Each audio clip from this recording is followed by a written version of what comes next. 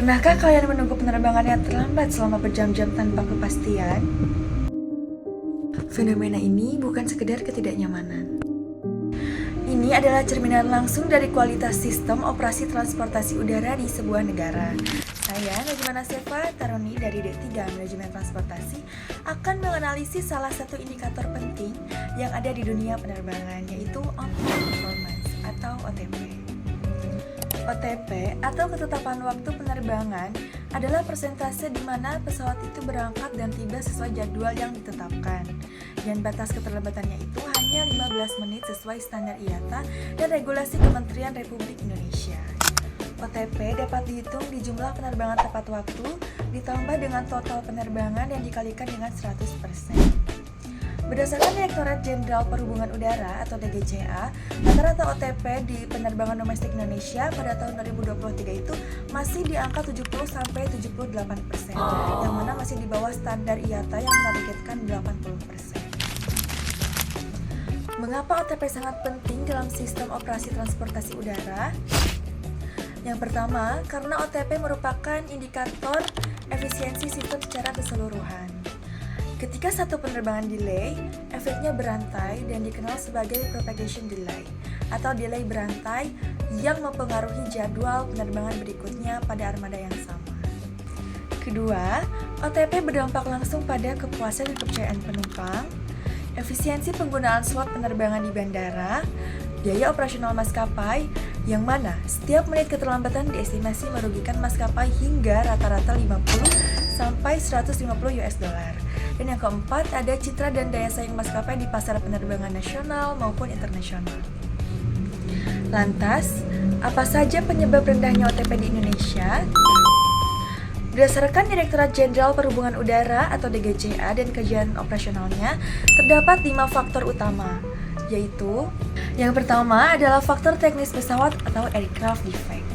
Faktor ini terjadi ketika terdapat kerusakan mendadak pada komponen pesawat, sehingga pesawat harus menjalani pemeriksaan dan perbaikan terlebih dahulu demi menjamin keselamatan penerbangan. Kedua adalah cuaca atau weather factor. Sebagai negara kepulauan, Indonesia memiliki kondisi cuaca yang sering berubah dan terkadang ekstrim, seperti hujan lebat, badai, atau kabut tebal. Kondisi ini dapat mengganggu proses lepas landas maupun pendaratan pesawat. Faktor ketiga yaitu late arrival of aircraft. Hal ini terjadi ketika pesawat datang terlambat dari penerbangan sebelumnya yang mengakibatkan jadwal keberangkatan berikutnya juga ikut tertunda, sehingga menimbulkan efek keterlambatan secara berantai. Keempat, keterlambatan ground handling. Ground handling meliputi berbagai proses di darat, seperti boarding penumpang, pemuatan bagasi, hingga pengisian bahan bakar. Jika salah satu proses tersebut berjalan kurang efisien, maka waktu persiapan pesawat akan menjadi lebih lama dan menyebabkan keterlambatan keberangkatan. Terakhir adalah kepadatan lalu lintas udara atau ATC delay. Bandara dengan tingkat aktivitas yang tinggi seperti Bandara Soekarno-Hatta sering mengalami antrian pesawat untuk lepas landas maupun mendarat. Kondisi ini menyebabkan pesawat harus menunggu slot penerbangan yang tersedia sehingga keberangkatan menjadi tertunda. Jadi dapat disimpulkan bahwa suatu keterlambatan penerbangan itu tidak hanya disebabkan oleh satu faktor saja, melainkan kombinasi dari beberapa faktor yang tadi disebutkan. Dampak rendahnya OTP tidak hanya dirasakan oleh penumpang saja, tetapi berdimensi pada keselamatan penerbangan. Tekanan untuk mengejar ketertinggalan jadwal mengakibatkan pengambilan keputusan secara terburu-buru oleh pilot maupun ground crew. Selain itu, crew fatigue akibat jadwal yang kacau dapat mengakibatkan human error.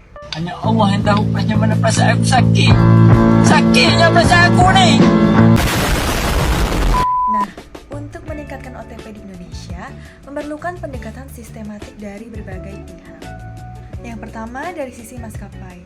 Penerapan predictive maintenance berbasis teknologi IoT atau Internet of Things untuk meminimalisir kerusakan mendadak, optimalisasi turnaround time dengan SOP ketat dan pelatihan ground berkala. Dari sisi bandara, manajemen slot penerbangan yang lebih ketat dan berbasis data real time, koordinasi lintas unit seperti ATC, ground handling, dan maskapai dalam sistem Airport Collaborative Decision Making atau ACDM.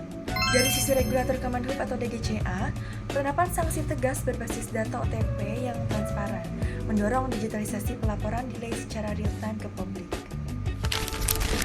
Ketepatan waktu penerbangan bukan sekedar soal angka. Ini adalah cerminan profesionalisme, keselamatan, dan kepercayaan publik terhadap industri penerbangan nasional. Dengan sistem operasi yang terintegrasi, regulasi yang tegas, dan komitmen semua stakeholder, target OTP nasional di atas 80% itu bukan hal yang mustahil. Baik, terima kasih telah menonton video ini. Saya Najma Nasefa, Tarunijaya dari D3, Manajemen Transportasi, pamit undur diri.